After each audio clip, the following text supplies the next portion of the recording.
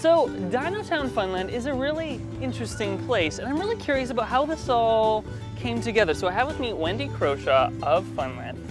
And yeah, what's the story behind Dinotown joining you? Oh, well, here we are, Jonathan, beautiful Cultus Lake as usual. Funland's been here for 12 years, and now we're hosting Dinotown, and we're really excited because we've got this extreme value for the market of 2 years to 10 years.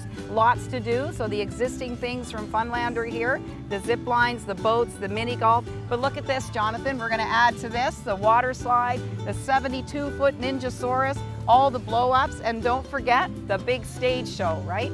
Everybody remembers Dinotown, the nostalgia's coming back. How do you feel about it all being here? Oh, it's awesome. Especially seeing the dinosaurs kind of Yes.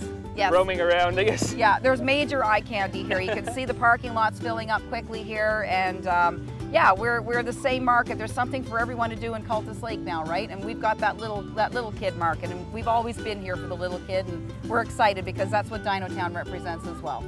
So I have with me here also Rob L., the mayor of Dinotown, which is, I guess, moved around. I remember hearing about Dinotown as a kid. I unfortunately never visited. Deprived child. You're deprived child, yeah. Exactly.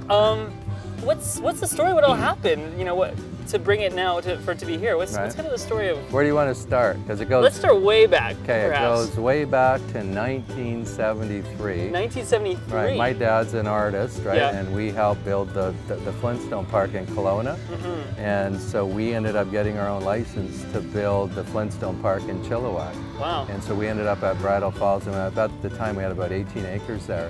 And so that's where we started. So. From what I understand, it closed down a while back. Right. What happened there? So we ended up closing in 2010. I ended up being diagnosed with a large brain tumor. Wow. And so that was in, I found I had that in 2009. So my operation was at the end of 2009, but we weren't sure if I was going to make it through that operation. So we kind of had to wind up my wills and get everything ready. I made a DVD for my kids of my life story, but we ran Dinotown last year, 2010. Yeah, it was a huge hit because people, you know, we've had 2 million people go through there, and people from all over came out to see the final days. Yeah, so the whole thing I ended up taking a year off. The whole thing went into a warehouse. Well, it's great that you got to keep it. Oh, I mean, yeah.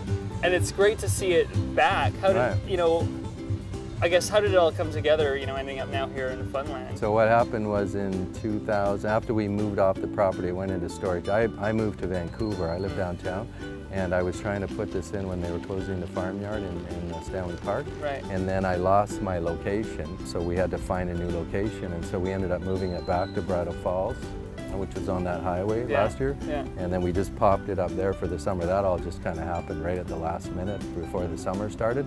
And then Wendy and her husband came and saw us there and said, we have a beautiful piece of property at Cultus Lake. Would you consider if we hosted it and move it to Cultus Lake? So I came out and took a look, and over the winter we worked it out, and here we are. When you started this 12 years ago, would you ever thought Dinotown joining you up? Not in a million years, no pun intended. I used to bring my 16-year-old to Dinotown.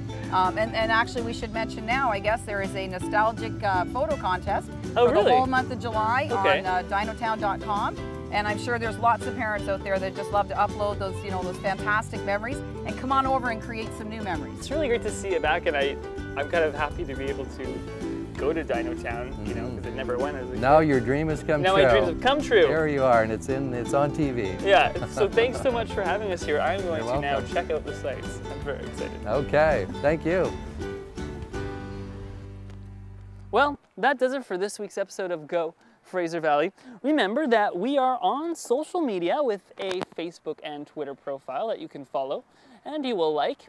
And you can send any story ideas you may have to go_FraserValley@shaw.ca.